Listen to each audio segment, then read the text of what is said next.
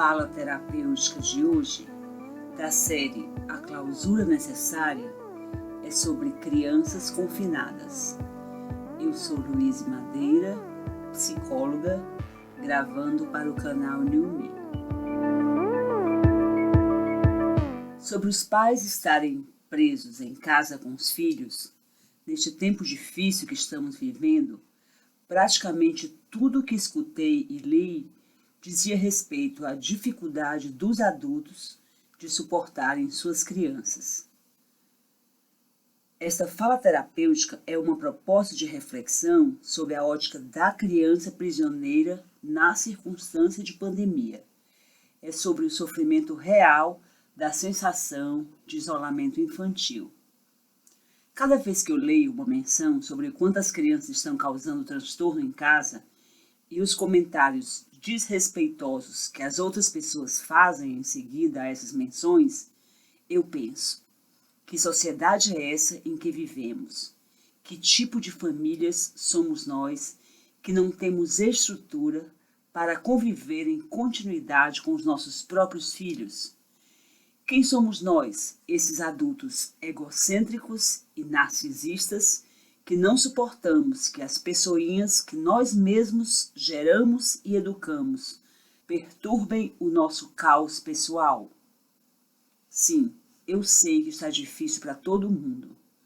Acho até sintomático alguém celebrar a pandemia como uma oportunidade boa para o que quer que seja. Não.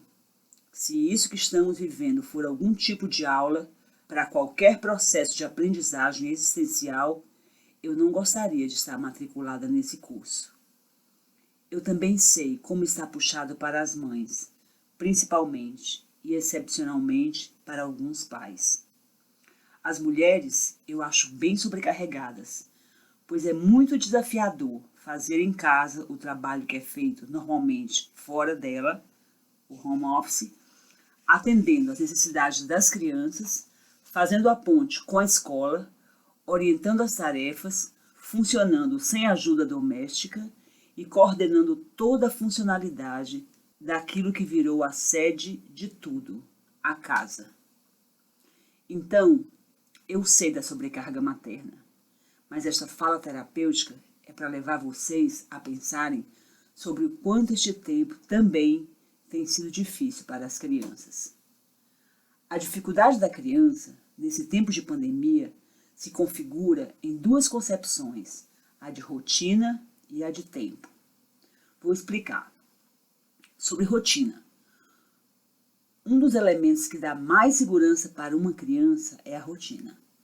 Repetição, na infância, é um contexto de conforto emocional. Toda pessoa que cuida de uma criança conhece a reação dela quando o adulto conta uma história pela 100ª vez e esquece um pedacinho, ou muda um detalhe. Ela pode estar quase dormindo, mas vai abrir os olhinhos e corrigir a narrativa. É a tentativa dela de se sentir segura, mantendo a sensação de que tem o controle porque conhece o final. A segurança dela está diretamente relacionada com a convicção de domínio da situação, porque ela sabe como tudo vai terminar. Rotina, então, foi o primeiro conceito que mencionei como gerador de dificuldade. O segundo é a percepção do tempo. O tempo para a criança é uma abstração. É uma apreensão cognitiva muito difícil. É vago demais. Para uma criança, por exemplo, é difícil compreender o conceito de depois. Depois quando? Se você disser para uma criança pequena que algo que ela quer muito só vai acontecer amanhã, é provável que ela volte em pouco tempo com uma pergunta um pouco filosófica. Mãe, hoje já é amanhã?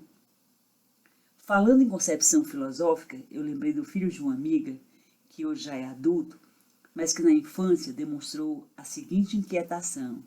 Mãe, como é que o tempo entra na gente? Portanto, o maior sofrimento da criança, nessa clausura necessária, se estrutura no fato de ela não saber lidar com a perda de estabilidade, que só vai ser resgatada num depois incerto e cheio de fantasias. Essas fantasias na criança, em tempos de pandemia, não vêm com uma configuração necessariamente de medo. Um vírus é invisível demais para ser compreendido por uma criança como uma ameaça real. Até adultos infantilizados não conseguem perceber o perigo do vírus em si.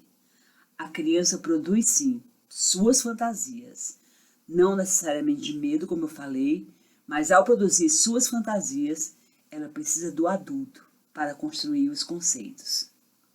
Minha neta de 6 anos, por exemplo, achava que o coronavírus era algo solto, andando livremente pela cidade, um tipo de Godzilla pequeno que atacava as pessoas. Esta mesma neta também, no começo desse tempo em casa, um dia arrumou todas as bonecas e bichinhos embaixo de umas tendas, umas tendinhas de lençóis.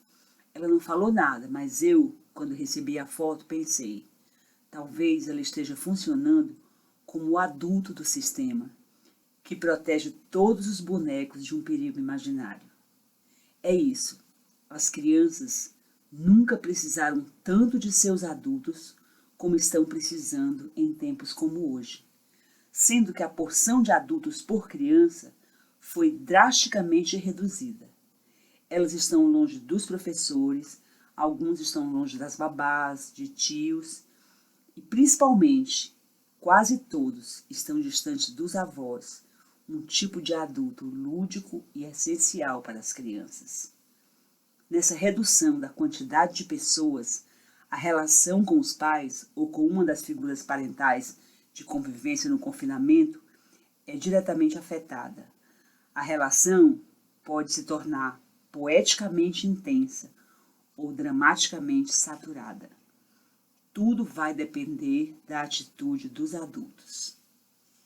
Essa atitude não deveria representar um grande sacrifício, porque gerar um filho para um pai ou uma mãe significa basicamente isso, ter habilidade para proteger do senso de desamparo que pode surgir em todos os momentos da vida.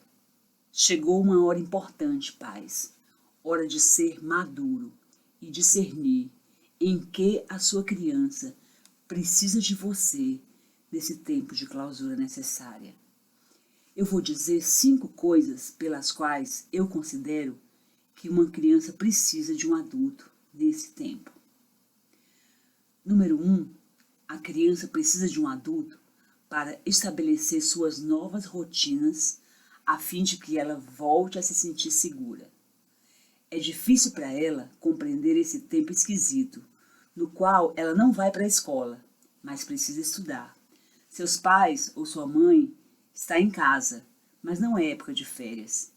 Então, ela precisa de ajuda para elaborar essa compreensão. Número 2. A criança precisa de um adulto para organizar sua ação de brincar. Criança precisa brincar, porque é brincando que o psiquismo dela se desenvolve e ela dá sentido às situações e obtém suporte para suas angústias. Confinada, ela logo esbarrará no limite do que ela pode fazer sozinha. Então, ela precisa de um adulto que crie alternativas lúdicas para ela. Número 3, a criança precisa de um adulto que converse com ela, que lhe explique os fatos na complexidade alcançável para ela. Quanto mais ela tiver uma compreensão organizada, menos angústia ela vai sentir. Então, ela precisa de um adulto que seja capaz de providenciar informações. Número 4. A criança precisa de um adulto que a ajude a simbolizar as perdas. São muitas perdas. As convivências interrompidas, a festinha de aniversário que foi cancelada, parquinhos, passeios. Simbolizar é ser capaz de adiar as gratificações e suportar as frustrações. Então, ela precisa de um adulto que seja uma referência de segurança para ela. Número 5. A criança precisa de um adulto que expresse afeto por ela. Ela funciona a partir dos afetos, e uma das formas mais aperfeiçoadas de afeto é a paciência. Paciência para acolher, conversar, escutar bastante.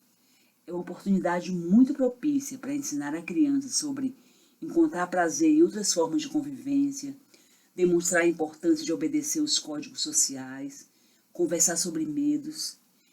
Então, ela precisa de um adulto para ser esse interlocutor afetuoso. Hoje eu pensei uma coisa tão bonita. Eu pensei que em todas as nossas lembranças da infância, sejam boas ou ruins, em todas as nossas memórias tem pelo menos um adulto. Nós seremos o adulto de algumas memórias das nossas crianças. Necessariamente seremos. Então, eu vou encerrar esta fala terapêutica lembrando que no futuro, as crianças de hoje lerão nos livros de história as narrativas deste tempo. O meu desejo é que ao lerem um dia a história da pandemia de 2020, elas consigam dizer: eu era criança nesse tempo, eu fiquei isolada, mas eu fui feliz, porque os adultos da minha vida tomaram todas as providências emocionais necessárias até a pandemia passar.